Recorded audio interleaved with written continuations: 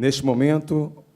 ouviremos a palestra magna que será ministrada pelo professor associado da Faculdade de Direito de Coimbra, Portugal, Dr. João Leal Amado, e solicitamos a gentileza para que a mesa possa ser, agora, por gentileza, ocupar o local reservado. Com a palavra, o palestrante dessa noite, Dr. João Leal Amado. Muito boa tarde a todos, ou boa noite, já é boa noite. Eu queria começar por cumprimentar todos os presentes, dizer que para mim é uma satisfação muito grande poder mais uma vez estar presente aqui em Belo Horizonte, em Minas Gerais. Já foi dito, não é a primeira vez, é um regresso que me traz sempre uma grande satisfação, um grande prazer. Estive pela primeira vez em Minas Gerais, eu penso que a doutora Ellen lembrar-se, 2011, e desde então regressei diversas vezes. Enfim, fiz aqui muitos e bons amigos, passei aqui muitos e bons dias, enfim, guardo gratas recordações destas minhas visitas a Belo Horizonte e a Minas Gerais. E, portanto, não podia deixar de comparecer nesta conferência e dar o meu contributo. Felicito os organizadores, não vou nomear, mas, enfim, sobretudo o desembargador Pepe Chaves, pelo convite que me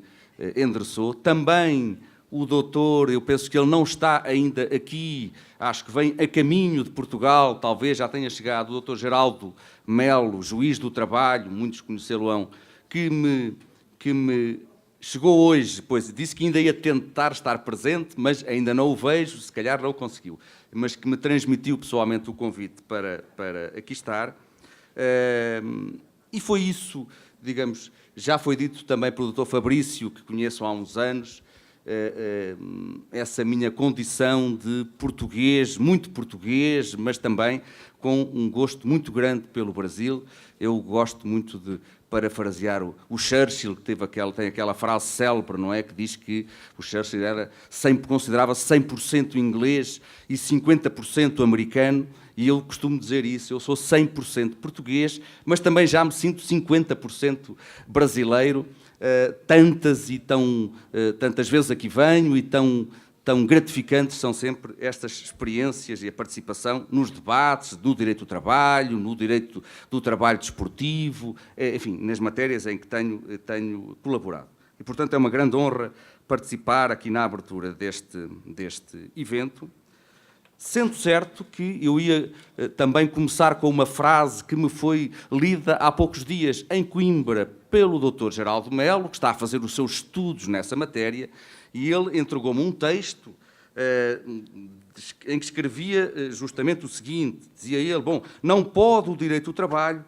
continuar com uma visão analógica enquanto a sociedade se tornou digital. Eu acho que isto que é uma grande verdade, falaremos disso mais no final da palestra, mas também devo ser sincero, acho que há algum risco em quem me convidou para vir fazer esta palestra de abertura, porque, digamos, eu sou uma pessoa analógica, digamos.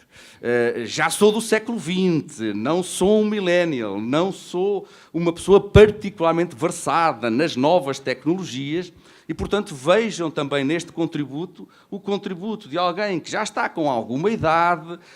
e que não cresceu com a internet, não nasceu nestes meios e, portanto, por vezes, assumo, tem alguma dificuldade em acompanhar as transformações tecnológicas que se têm sucedido e com o impacto que têm nas relações de trabalho. Mas também uma das lições, penso eu, desta palestra, em que eu vou falar muito, naturalmente,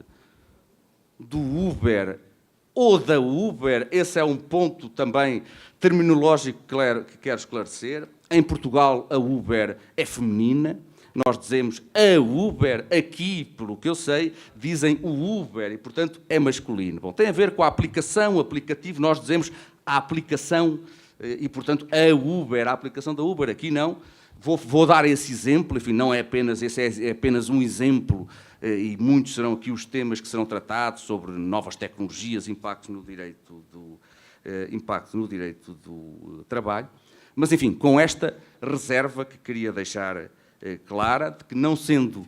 enfim, especialista nesta matéria, também me parece que algumas decisões que têm aparecido dos tribunais, e eu vou sobretudo, para também lançar o debate para os próximos 2 dias, sobretudo analisar aquela que me parece ser talvez a mais importante decisão judicial sobre o Uber e a sua relação com os motoristas e a aplicação ou não do direito do trabalho, que é aquela sentença que penso que muitos conhecerão, pelo menos em geral, que o Tribunal do Trabalho de Londres, na Inglaterra, proferiu há poucos meses sobre essa matéria. Também, digamos, se mostra que, sendo tudo muito novo, tudo muito recente, e há novos desafios para o direito do trabalho,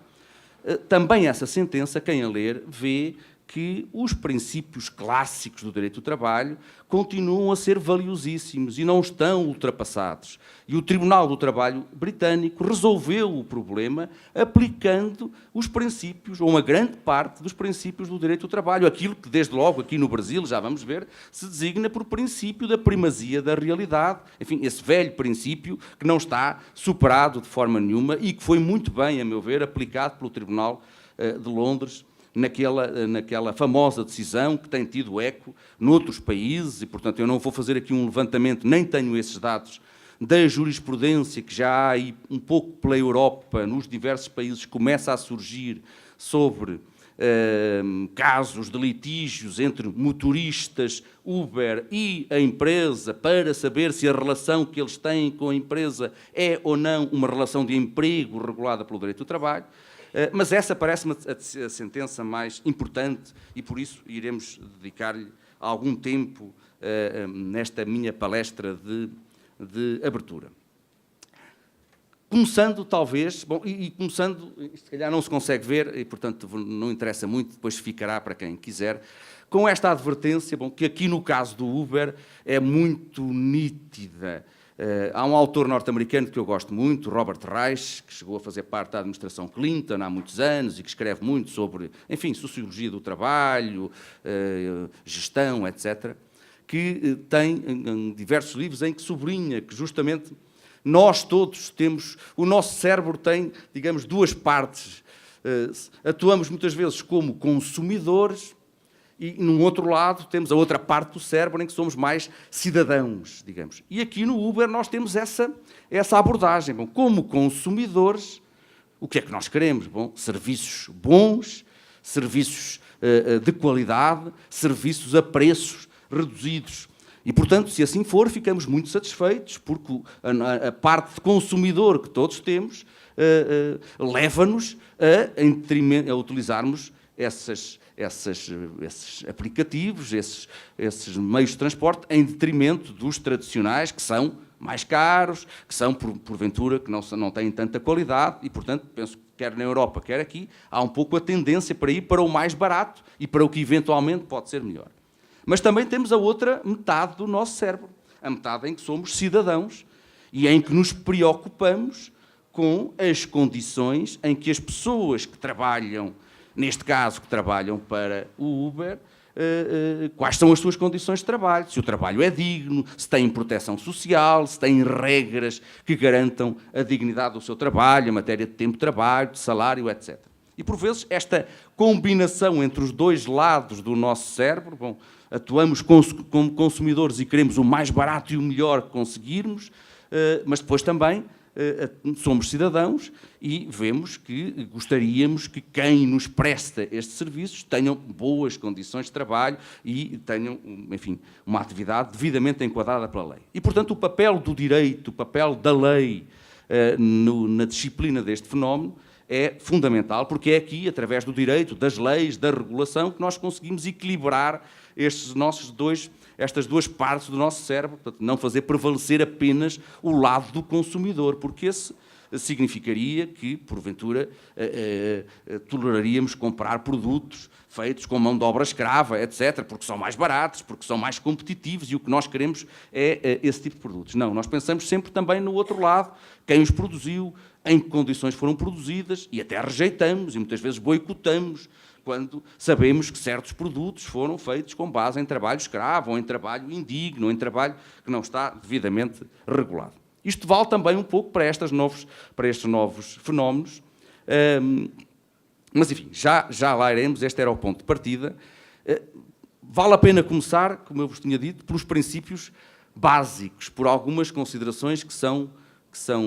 enfim, mais ou menos óbvias, mas que continuam a ser inteiramente válidas. Primeiro, o direito do trabalho, em Portugal, como no Brasil, como, eu diria, em todo o mundo, em quase todo o mundo, continua hoje, século XXI, ainda a ser, sobretudo, até apenas, o direito do trabalho dependente, subordinado, de execução heteroconformada. Portanto, há enormes discussões, como sabem, em torno da delimitação das fronteiras do direito do trabalho. Anuncia-se muito a crise da subordinação jurídica, que estaria superada pelos novos modos de produção, pelas novas tecnologias, pelas novas formas de organização empresarial. Mas eu confesso que sempre fui um cético em relação a essa ideia de que a subordinação já era um conceito do século XX, das empresas fordistas, de que hoje já não tem préstimo. Acho que a subordinação, enfim, cuja morte já foi anunciada muitas vezes, foi anunciada sempre com muito exagero, porque os juristas souberam sempre ir adaptando a noção de subordinação jurídica às mudanças que as formas de produzir foram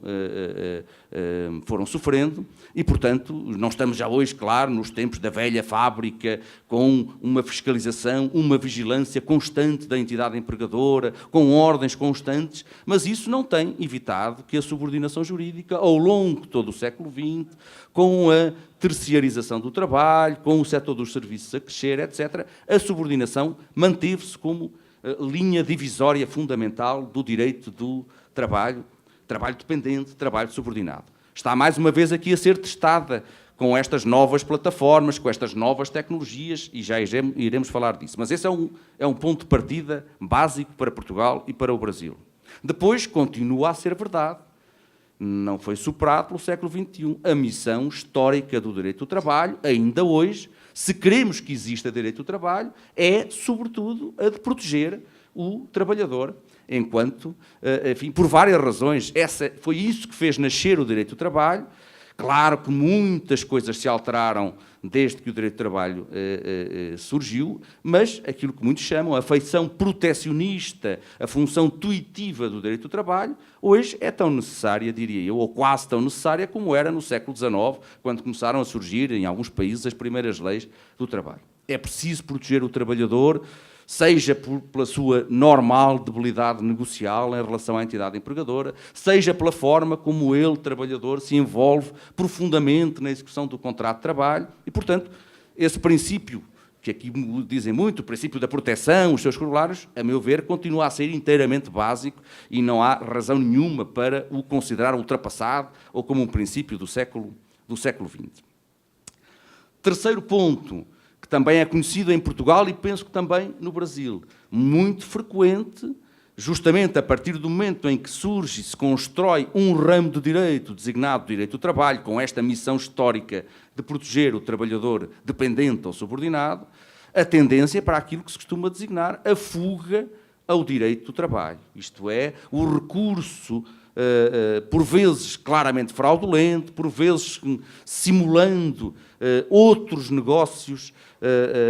que não o contrato de trabalho, para tentar, digamos, iludir a aplicação da legislação laboral,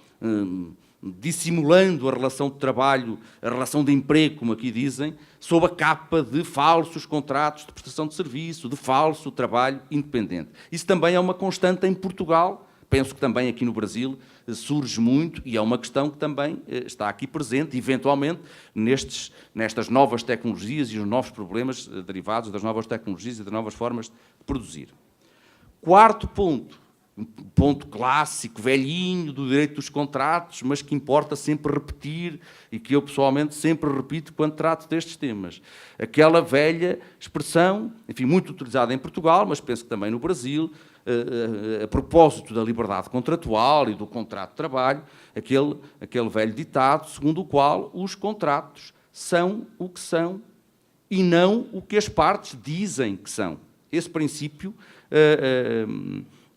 de que as partes podem celebrar os contratos que entenderem, que têm liberdade contratual para firmar, celebrar os contratos que entenderem, mas que não podem celebrar um contrato dizendo que celebraram outro, qualificando erroneamente o contrato, simulando que estão a celebrar outro contrato distinto do contrato de trabalho. Esse é um princípio também velhinho do direito civil, do direito do trabalho e que continua plenamente atual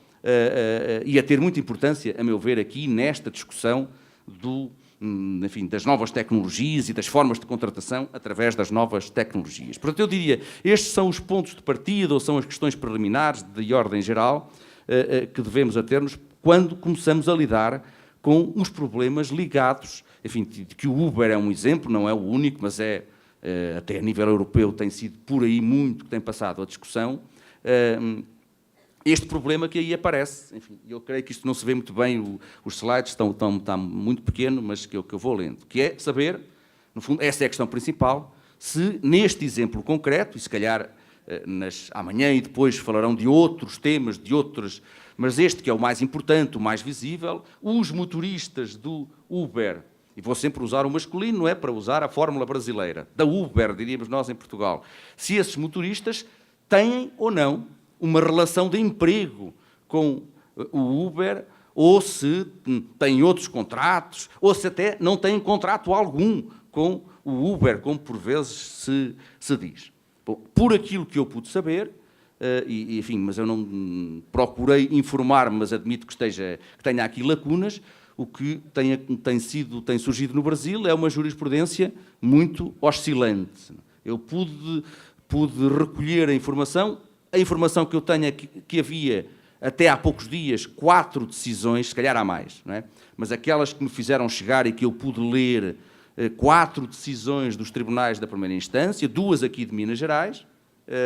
uma de São Paulo, outra de Brasília. Dessas 4, 2 reconheciam relação de emprego, 2 não reconheciam relação de emprego. Aqui em Minas também, uma delas reconheceu relação de emprego, a outra não.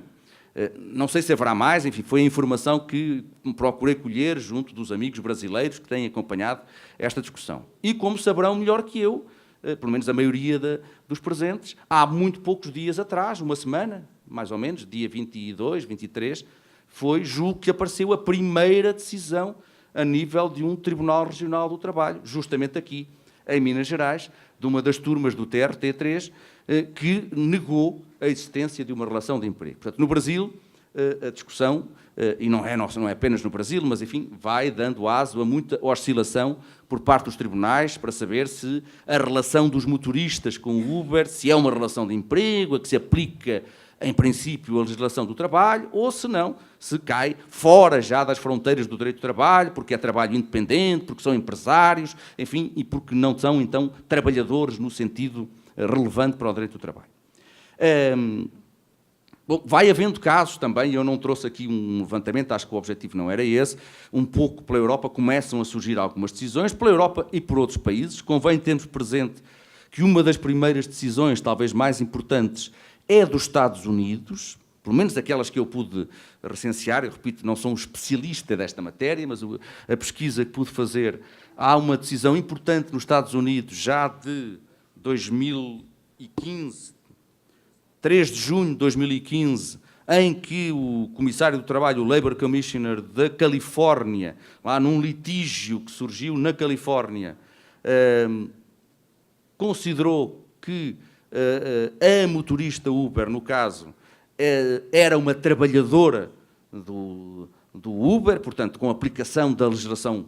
trabalhista dos Estados Unidos, decisão de 3 de junho de 2015, penso que ainda está para recurso, mas, enfim, é a decisão do Comissário do Trabalho do Estado da Califórnia. E depois, eu diria,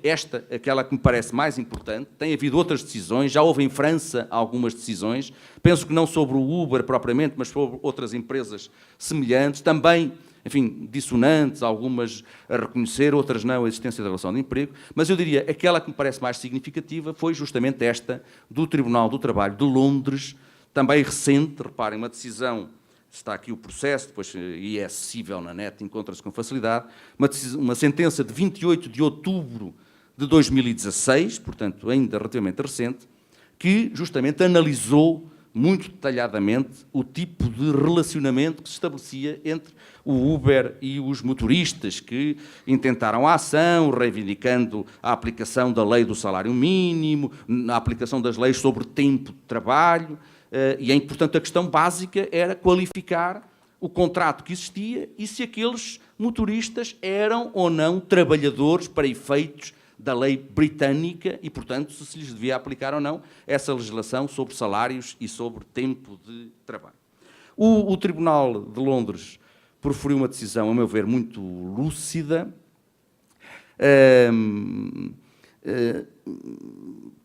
Eu vou dar aqui uma ideia geral dos argumentos que utilizou. Por um lado, teve logo à partida sempre uma grande cautela, eu até diria, revelou sempre, quem ler a sentença, ela está disponível, claro, em língua inglesa, um ceticismo muito grande, e isso acho que é um bom ponto de partida para um juiz do trabalho, em relação à redação dos contratos muito complexa, feita pelo Uber, enfim, o Tribunal justamente partiu até do princípio, o Uber, através dos seus advogados, e tem muitos advogados, redigiu de tal forma os contratos e os regulamentos, constantemente a negar que houvesse relação de emprego, que o Tribunal até desconfiou, e isso é uma máxima, que quando nós vemos alguém constantemente a negar, por 1, 2, 3, isto não tem a natureza jurídica de contrato de trabalho, constantemente a dizer, quase sempre nós diremos, bom, se diz tantas vezes que não tem, se calhar é porque tem mesmo, não é? E de algum modo o Tribunal assinou logo isso. Bom, muito cético em relação a todos os esforços feitos pela Uber, ou pelo Uber, para configurar a atividade e o relacionamento contratual entre o Uber, os motoristas, os passageiros, etc., sempre de forma a afastar a existência de uma relação de emprego. E, portanto, até a nível terminológico, inventando muitos termos novos, já não há admissão, recrutamento, falavam-se em onboarding, quando a pessoa começava a trabalhar, já não havia despedida ou dispensa, era a deactivation, ele era desativado, enfim, tudo já a terminologia muito moderna, mas o Tribunal sempre com a ideia de que quem redige tudo aquilo são sempre, claro, os advogados do Uber, e muitas vezes, isso é uma constante do direito do trabalho, lá vamos para o princípio da primazia da realidade, muitas vezes estas estratégias de engenharia contratual, feita por advogados muito imaginativos, mais não visam do que esconder a realidade do relacionamento existente entre as partes. E o Tribunal começou logo, nós costumamos dizer, de pé atrás, a analisar toda aquela terminologia muito imaginativa usada pelo Uber nos seus regulamentos e nos contratos que celebraria. Depois, uma outra nota importante, e depois na parte final eu acrescentaria alguma coisa a este aspecto, o Tribunal considerou irrealista, infundado, tentar negar que o Uber é uma empresa que explora um serviço de transportes e que emprega motoristas para esse fim, para explorar o serviço de transportes. Esta é uma discussão que está sempre presente aqui, porque há o argumento contrário, aliás, penso eu, utilizado, por exemplo, aqui nesta decisão recente do TRT, que negou a existência da relação de emprego, de que o Uber não é uma empresa de transportes, não presta um serviço de transportes, é uma empresa tecnológica, é uma mera plataforma tecnológica que facilita o encontro entre a procura e a oferta e, no fundo, não celebra contratos praticamente com ninguém, porque não visa explorar ou prestar serviços de transportes, é apenas um aplicativo que facilita o encontro entre a oferta e a procura. O Tribunal de Londres não aceitou essa perspectiva, evidentemente que há aqui uma dimensão tecnológica, depois do aplicativo, etc. Mas depois não é só isto, depois é preciso transportar a pessoa do local A para o local B, isso não se faz pela internet, pelos meios tecnológicos, é feito por um automóvel com um motorista, e essa parte é fundamental para a atividade do Uber. O Tribunal de Londres negou, portanto, que se possa configurar esta empresa como uma mera plataforma tecnológica e classificou como uma empresa que explora o setor dos transportes, utilizando mão de obra para esse efeito. Também considerou o Tribunal que era ridícula, foi mesmo essa a palavra utilizada, o argumento utilizado pelo Uber lá em Londres, de que, verdadeiramente, o que havia era um conjunto de empresários em nome individual, self-employed people, 30 mil, que seriam 30 mil, e que a sua conexão seria apenas através de uma plataforma digital comum. Não aceitou essa ideia de que a Uber de Londres, ou que o Uber de Londres fosse constituído por essa miríade de 30 mil empregados autónomos, ou trabalhadores autónomos, ou empresários. Não aceitou essa visão. Ainda na argumentação do Tribunal, considerou insustentável, foi um argumento muito utilizado pelo Uber nesse caso, a posição do Uber, segundo a qual não haveria qualquer contrato de transporte de passageiros celebrado entre o Uber e os motoristas. O que haveria era contratos entre os motoristas e os próprios passageiros. E o Tribunal até, enfim, desenvolveu esse ponto, eu não trouxe aqui para o slide, até considerou pouco absurdo que fosse o passageiro a celebrar o contrato com o motorista, porque, segundo as regras, que são, penso que, mais ou menos idênticas por todo o lado, há pequenas flutuações, não é, de país para país, o passageiro nem conhece a identidade do motorista, nem o motorista fica a conhecer a identidade do passageiro, o motorista não sabe para onde é que vai, só quando o passageiro entra no veículo é que sabe para onde vai, o pagamento é feito a um terceiro, neste caso seria um terceiro, que era a Uber, que não seria parte no contrato, mas era a ele que seria feito o pagamento do serviço prestado, e, portanto, o Tribunal entendeu que era tudo ficções, que verdadeiramente o contrato que existe, segundo o Tribunal, é o contrato que é celebrado entre o Uber e o passageiro. Quando o passageiro e o motorista se encontram, o contrato já foi celebrado, e, portanto, tudo mais corresponde a puras ficções, sem qualquer correspondência com o relacionamento contratual verdadeiro estabelecido entre as partes. Depois, também, o Tribunal considera que justamente deve inverter a argumentação do Uber. Isto é, o Uber dizia que o Uber é que trabalhava para os motoristas, o Tribunal entendeu que é o contrário. Os motoristas é que trabalham para a Uber. A Uber explora um serviço, um negócio de transportes, os motoristas disponibilizam a mão de obra necessária, através da qual a empresa depois fornece esses serviços e aufere os lucros correspondentes. E, portanto, o Tribunal acabou por se satisfazer com essa constatação, que os motoristas são recrutados e mantidos pelo Uber, em ordem a permitir que a empresa desenvolva o seu negócio e, portanto, o contrato central aqui, aquele que releva, entre o motorista e o Uber, é aquele através do qual o motorista, mediante remuneração, se compromete a transportar, e transporta efetivamente, os passageiros Uber do local A para o local B. Bom, e esta noção é muito próxima da noção de contrato de trabalho, como é evidente. É certo. Bom, ainda o Tribunal continua, portanto, faz uma análise muito grande, considera que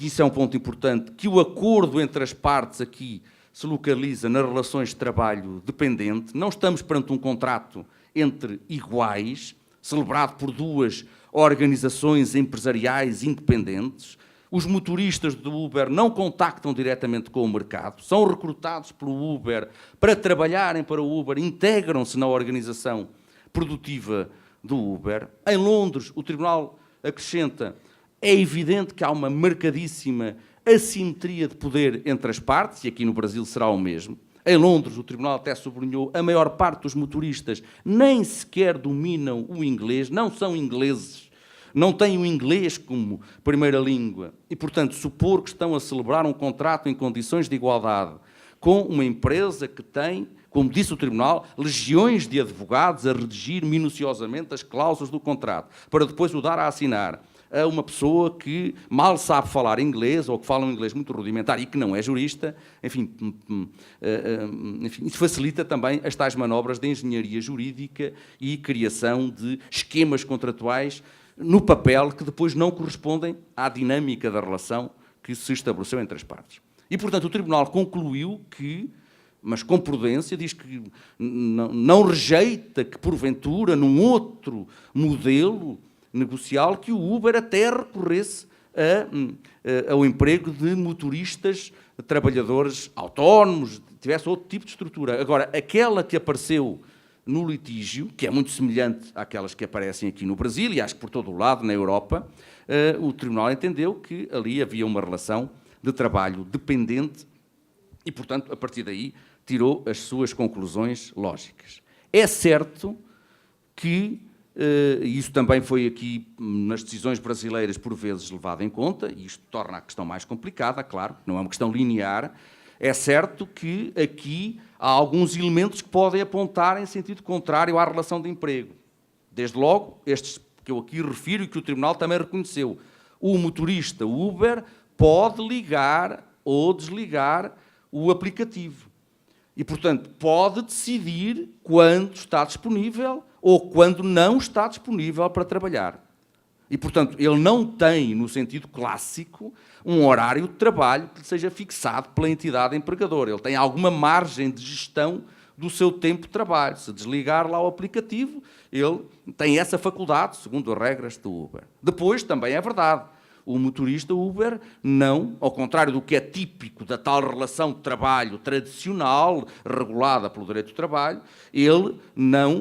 utiliza um veículo automóvel dele, do motorista, propriedade dele, e que não lhe é fornecido pela entidade empregadora. Todos os que aqui estamos sabemos que, normalmente, depois, é o empregador que fornece os instrumentos de trabalho e, portanto, na relação laboral típica, caberia a Uber, se fosse entidade empregadora, fornecer os veículos automóveis para que os motoristas os conduzissem. Aqui não. O automóvel é propriedade do motorista. Depois, também o motorista não ofere uma retribuição certa, calculada em função do tempo de trabalho. Ofere uma retribuição variável, no fundo, uma percentagem do preço que os clientes pagam pelos serviços efetuados. Mas, apesar destes argumentos, o Tribunal entendeu que eram muito mais fortes o peso dos argumentos ou dos indícios em sentido contrário. O Tribunal entendeu que se tinha provado que a Uber entrevistava, selecionava, dava instruções concretas aos motoristas, impunha-lhe diversas condições, inclusive relativas ao veículo utilizado. Todos sabem, os veículos Uber têm que respeitar certas regras, não podem ter mais do que, no caso da Inglaterra, 10 anos de antiguidade, têm um conjunto de exigências estabelecidas pelo Uber que têm que acatar. O Uber recebe as reclamações que são formuladas pelos clientes, decide sobre essas reclamações, pode reduzir o preço da viagem, se entender que foi... E isso repercute-se na remuneração que o motorista ofere. E depois sempre aquela nota básica de que é o Uber que controla toda a informação-chave para o desenvolvimento do negócio e os motoristas não contactam com o mercado. Eles trabalham para a marca Uber e, no fundo, fornecem, segundo o Tribunal, fornecem à marca Uber a mão de obra necessária para que esta explore o seu negócio. E, portanto, com esta argumentação, que foi, enfim, o essencial, verdadeiramente o que é que nós concluímos? Concluímos, por um lado, algo que está mais de acordo, diria eu, com os princípios clássicos do direito do trabalho. Bom, verdadeiramente, o Tribunal do Trabalho britânico, embora lidando com um fenómeno novo, diferente, complexo, acabou por aplicar, para usar a terminologia brasileira, em toda a sua extensão, o princípio da primazia da realidade. Disse, não interessa o que é que está clausulado, todos aqueles regulamentos complexos que têm uma terminologia difícil de decifrar, isso interessa pouco, interessa menos uma análise estática do conteúdo, do regulamento, das cláusulas contratuais, interessa, sobretudo, para o direito do trabalho, apreciar a dinâmica relacional que se estabeleceu. O que é que se passou? Como é que a dinâmica das relações entre as partes se processou? Como é que o contrato foi executado, independentemente lá das qualificações que constam do documento, como é que ele foi executado? Portanto, aí, diríamos, voltar a aplicar esse princípio para o direito do trabalho, não interessa tanto aquilo que é dito interessa mais aquilo que é feito, não é? Até porque o que é dito, muitas vezes é dito por uma das partes e é aceito pela outra, porque não tem oportunidade de contestar. E, portanto, aquilo que é feito, o modo como o contrato é executado, é que verdadeiramente revela aquilo que as partes quiseram e não aquilo que é redigido por esses, enfim, argutos advogados que sabemos que há muitos, quer em Londres, quer em Lisboa, quer aqui em Belo Horizonte, que conseguem, naturalmente, redigir com argúcia textos e perante os quais o intérprete fica na dúvida que tipo de relacionamento é que há e se há uma relação de emprego ou se não. O Tribunal aí aplicou os princípios clássicos e, portanto, foi ver como é que as coisas se tinham passado, independentemente da terminologia e daquele emaranhado de regulamentos elaborados pelo Uber. Portanto, princípio da primazia da realidade, diria eu, aqui renovado, a mostrar toda a sua vitalidade. O segundo ponto, e este é um ponto importante, apesar de tudo, para termos a noção do alcance real também da sentença britânica. Neste caso, o Tribunal de Londres não chegou a qualificar o contrato que liga o Uber aos seus motoristas como um verdadeiro e próprio contrato de trabalho. Isso nem sempre é, enfim, alguma comunicação social, e quando se generaliza assim ou simplifica a informação, nem sempre passa essa ideia. É bom termos também presente esta nota, porque na Inglaterra, como noutros países europeus, inclusive é Portugal, penso que aqui no Brasil não tanto, fala-se muito nisso doutrinalmente, mas não há base legislativa, há lá um estatuto, uma categoria um pouco híbrida entre o trabalhador, o empregado stricto sensu, o empregado, o trabalhador dependente, subordinado juridicamente, o employee, o que eles chamam o employee, que tem um contrato de trabalho. Por outro lado, o trabalhador independente, o self-employed, o independent contractor, esse está fora claramente do âmbito de aplicação do direito de trabalho, são pequenos empresários, são trabalhadores independentes, não são aplicados a regras laborais, mas há uma categoria híbrida, que são aquilo que eles chamam os workers, que não têm propriamente, ou podem não ter propriamente um contrato de trabalho com subordinação jurídica, mas têm aquilo que muitas vezes aqui na terminologia de alguns países, da Itália, que também é muito utilizado aqui no Brasil, tem uma relação de para-subordinação, portanto, de dependência económica. Ora bem, naquele caso, o Tribunal, aquelas leis que estavam em causa, que eram sobre o salário mínimo e sobre o tempo de trabalho, aplicavam-se na Inglaterra quer aos employees, isto é, aqueles que tinham verdadeiramente um contrato de trabalho, quer aos chamados workers, aqueles que, não tendo um contrato de trabalho, ainda tinham uma relação de trabalho dependente para com uma determinada entidade, da qual dependiam economicamente e, portanto, estavam numa situação social muito semelhante à dos empregados, propriamente dito, dos trabalhadores dependentes. E, portanto, o Tribunal, neste aspecto, não chegou a qualificar, não precisou, digamos, de enfrentar propriamente a questão se havia ali ou não, entre o Uber e os seus motoristas, um verdadeiro contrato de trabalho, o Contract of Employment. Porque disse, bom, haja ou não, eles, pelo menos workers, são, isto é, há claramente uma relação de dependência económica destes motoristas, eles não são pequenos empresários independentes que se ligam aos seus clientes pela plataforma tecnológica. Não, a plataforma tecnológica é que controla todo o processo e a ideia de controlo, a doutora Teresa Moreira se calhar vai falar muito nisso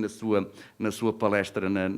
depois da manhã, aqui é fundamental para o Tribunal. Bom, quem controla aqui o processo, os motoristas não contactam com a clientela, é o Uber que controla tudo, tem todos os instrumentos de controle e, portanto, o Tribunal considerou que havia ali dependência suficiente para se aplicar, segundo a lei britânica, àqueles motoristas, as regras sobre salário mínimo e sobre tempo de trabalho. Mas, portanto, um pouco baseado naquela figura híbrida que tem consagração legal em Inglaterra, noutros países europeus, também em Portugal, mas que penso que aqui não existe, não é? Pelo menos legalmente, a categoria do para-subordinado ou contratos equiparados, como nós dizemos em Portugal, não são contratos de trabalho, mas são quase. Não têm subordinação jurídica, mas há dependência económica daquele que trabalha para a entidade para a qual trabalha. Então há uma assimilação e a aplicação de muitas das normas laborais a essa categoria meio híbrida de trabalhadores. Foi isso que foi feito pelo Tribunal Britânico, no caso dos motoristas em causa. Conclusão, portanto, ou uma das conclusões,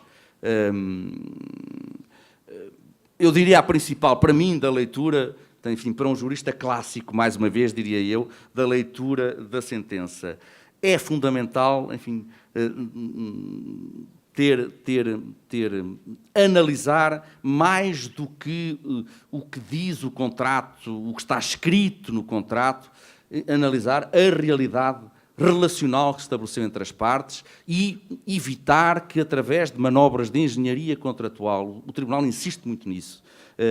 feitas por advogados que são muitíssimo bem pagos para esse efeito, para mascarar a verdadeira natureza das relações, é fundamental ir exatamente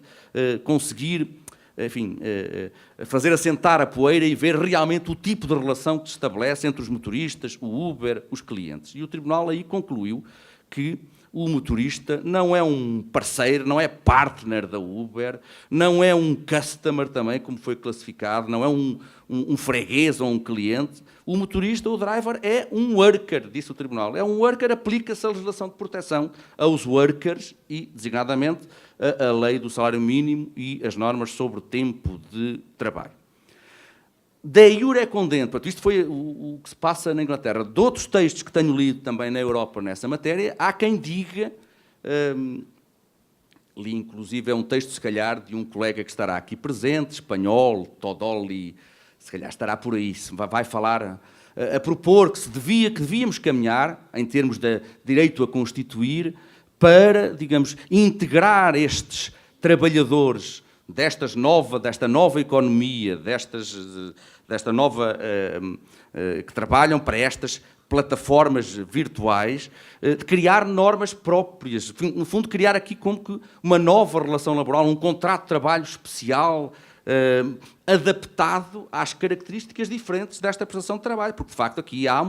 em certos aspectos, uma flexibilidade que não existe na relação de trabalho típica, pois nós ficamos todos um pouco impressionados. Bom, mas ele está bem, então, mas ele depois desliga o aplicativo e o Uber não pode lá ir dizer não, tem que trabalhar, tem que respeitar o horário, não tem horário. Bom, mas nós também sabemos que o direito do trabalho conhece mecanismos, já o clássico, trabalhadores que estão isentos de horário, que têm horários flexíveis, portanto, isso não basta. Não nos deve impressionar demasiado para dizer, bom, se ele pode desligar o aplicativo é porque não é trabalhador dependente. Acho que é muito simplista esse tipo de raciocínio. Temos de ter uma visão mais global. Agora, como isto de facto, enfim, são realidades novas, daí que a minha conclusão também seja um pouco ambivalente. Por um lado, acho que os princípios que estes casos mostram, que os princípios, ou que a principiologia clássica do direito do trabalho continua válida no século XXI. E não são estas plataformas tecnológicas, estas novas formas de trabalhar, que afastam essa principiologia. Mas, por outro lado, é evidente que há formas novas de trabalhar, há empresas diferentes, que têm uma lógica diferente, que a tecnologia permite hoje aquilo que antigamente era impensável e que o direito tem que acompanhar, já aqui foi dito isso, tem que acompanhar essas formas novas de trabalhar. O que me parece é que a tendência, julgo que vai ser, de um modo ou de outro, englobar este tipo de trabalhadores diferente, de algum modo, no direito do trabalho. Ou através da tal figura do trabalho para subordinado, ou criando leis próprias e um regime especial para estes trabalhadores que trabalham através de plataformas virtuais. Julgo, de todo modo, que a tendência deve ser, esse é o papel histórico do direito do trabalho, é de continuar a proteger aqueles que carecem de proteção, porque não são pequenos empresários, não são trabalhadores realmente independentes, e eu tenho muito poucas dúvidas, se calhar nenhum de nós tem, de que verdadeiramente o motorista Uber tem margens de flexibilidade, mas não é um empresário, não é um trabalhador independente que explora o seu negócio e para quem o Uber seja apenas um aplicativozinho que lhe permite entrar em contacto com os clientes. O Uber é muito mais do que isso. repito, é uma empresa de transporte, e eu queria concluir esta minha brevíssima palestra, porque sei que o tempo já vai longo, chamando a atenção para uma decisão que está a caminho da União Europeia, que é muito importante nesta matéria e que é muito recente também, mas que deve ser levada em conta também. Não é uma decisão que tenha a ver com o direito do trabalho, mas é algo, enfim, em que está envolvido o Tribunal de Justiça da União Europeia, portanto, não é um tribunal qualquer que se vai pronunciar sobre este caso. É um caso que versa sobre questões de direito da concorrência de Espanha, a partir de Espanha, uma queixa lá de Barcelona, de um conjunto de taxistas que se reclamaram que a Uber espanhola, que não estava a respeitar regras sobre autorizações de funcionamento em Espanha, e o Tribunal Espanhol, como é permitido pelo direito comunitário, não resolveu a questão e remeteu algumas perguntas para o Tribunal de Justiça da União Europeia, para o Tribunal de Justiça esclarecer com validade para toda a União Europeia, dar essa resposta. Portanto, não é uma decisão de um caso concreto, vai valer ou fixar regras que valem para todo o direito da União Europeia. E ainda não há decisão do Tribunal de Justiça, mas já foram divulgadas há muito poucos dias, 11 de maio de 2017, também está acessível na internet, na página do Tribunal de Justiça, já foram divulgadas as conclusões, o parecer do advogado-geral, um senhor húngaro, salvo erro, né, que se chama Spunar, Jorge, acho que é Jorge Spunar, o nome é difícil de dizer. Neste processo, que envolve a tal Elite Taxi espanhola, contra a Uber Systems Spain, e o que é que aqui é relevante é que, justamente, sendo do direito, tem a ver com a prestação de serviços, com a concorrência, etc., o advogado-geral rejeita a alegação do Uber de que seria uma mera plataforma tecnológica, uma empresa, digamos, típica da sociedade da informação, e de que não seria uma empresa do setor dos transportes. O advogado-geral faz uma análise muito minuciosa do que é que se deve entender para efeitos do direito da União Europeia por empresas do setor dos transportes e empresas da sociedade da informação, plataformas tecnológicas, porque um dos argumentos centrais, repito, é sempre esse. Nestes processos no Brasil também foi utilizado pelo Uber. Nós não somos uma empresa de transportes. Nós somos um mero aplicativo, uma mera plataforma que permite que a oferta e a procura se encontrem. Nós não exploramos o setor dos transportes. Pois o advogado-geral analisou profundamente a situação e concluiu justamente o contrário. Claro, disse, a atividade do Uber é composta, tem uma parte realmente, ele está escrito em inglês, não é? Tem uma parte em que se traduz em pôr em contacto passageiros e motoristas uns com os outros através da aplicação no smartphone. Essa é uma parte da atividade, mas a parte fundamental é a seguinte, é o fornecimento do transporte em si mesmo. A pessoa não é transportada, não é teletransportada através do aplicativo. Quando for, então o serviço deixa de ser necessário. Aqui a parte fundamental é a parte física. Bom, é serviço do aplicativo para depois a pessoa ser transportada pelo veículo automóvel e pelo motorista do ponto A para o ponto B. E o advogado-geral concluiu que, para efeitos do direito da União Europeia, a Uber não é uma mera plataforma tecnológica, não é um mero intermediário entre a oferta e a procura de serviços de transporte, é uma empresa que explora o setor dos transportes e está sujeita a essas regras. Isto não significa, o advogado-geral sublinha lá isso no seu parecer, não significa necessariamente que as pessoas que trabalham para a Uber sejam empregados, tenham um contrato de trabalho. Mas, digamos, é meio caminho andado, não é? Para quem aceite, digamos, para quem perfilha a tese contrária, quase sempre argumenta nesse sentido. Não, isto não é uma empresa do setor dos transportes, isto é uma empresa do setor da informação, das novas realidades, e é uma mera intermediária, serve apenas para pôr em contacto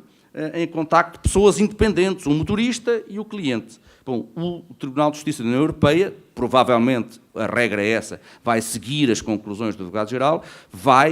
enfim, não digo pôr uma pedra nesse assunto, mas vai claramente dizer não. O Uber e as empresas semelhantes são empresas de transporte. E isso, digamos, conforta mais a visão daqueles que entendem que, sendo empresas de transporte, recorrem a mão de obra, como qualquer outra empresa, enfim, com particularidades, mas, enfim, não tantas como aquelas que sugerem, recorrem à mão de obra dos respectivos motoristas para fazerem, enfim, o seu negócio, terem o seu lucro e pagarem uma parte a título de salário aos respectivos motoristas. Portanto, eu diria, princípios clássicos do direito do trabalho reafirmados por estas decisões, válidos, não são coisas do século XX, estão válidos e vigentes no século XXI. Isto também vale, provavelmente, enfim, sem querer estar a meter foice em seara alheia, para muitas da reforma trabalhista que está agora a ser analisada do Brasil. Esse discurso, que são princípios caducos, ultrapassados e que tudo tem que ser revisto,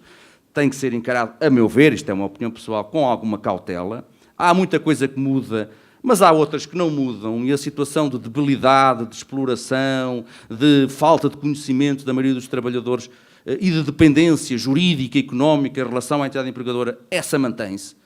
E quem trabalha para o Uber, em regra, também está nessas circunstâncias. Depois há, de facto, aspectos diferentes, mas como alguém disse, se calhar então podemos, mais tarde, criar regras próprias para disciplinar este novo tipo de empresas e o novo tipo de relacionamento que estabelece com os respectivos motoristas. Regras mais flexíveis em matéria de tempo de trabalho, de salários, porventura, mas sempre, julgo que essa é a conclusão, pelo menos é para essa posição que eu propendo, sempre tendendo a atrair para o campo do direito do trabalho este tipo de relações e não, digamos, navegar nessas águas de que isto são empresários independentes que exploram um negócio próprio, sem nenhuma dependência para com o Uber, e o Uber é um mero aplicativo, um mero intermediário que não tem aqui papel nenhum a estabelecer. Não é isso que a realidade na Inglaterra demonstrou, em França já houve algumas decisões também, enfim, há decisões também, tal como no Brasil, não são todas no mesmo sentido, mas penso que cada vez mais a tendência vai sendo a de considerar que o direito do trabalho tem aqui um papel fundamental. E, portanto, o que tem é que se fazer aquilo que dizia o Dr. Geraldo no seu texto. Realmente o direito do trabalho tem que passar também para a era digital e as próprias noções de subordinação jurídica, etc., acompanharem esta transformação, porque realmente o mundo mudou muito. Mas o trabalho dependente, o trabalho controlado por outrem, esse continua a existir e, enquanto ele existir, é o terreno do direito do trabalho e, portanto, penso que esta era a ideia a ideia fundamental que queria deixar. Atualizarmos muito aquilo que precisa de atualização. Já não serei eu, provavelmente, como analógico que sou, a fazer esse trabalho, cabe às gerações mais jovens, mas também ter essa percepção de que não vale a pena deitar tudo fora e de que os princípios clássicos, muitas vezes bem aplicados, permitem resolver os problemas. E este caso do Tribunal de Londres parece-me claramente um exemplo desse, da aplicação dos velhos, mas ainda válidos princípios do direito de trabalho para chegar a uma solução materialmente justa, como aquela que me parece que chegou esse mesmo Tribunal. E ficavam por aqui, agradecia a vossa atenção. Isto serve de mote para depois o debate que segue nos próximos dias no vosso Congresso. Obrigado pela atenção.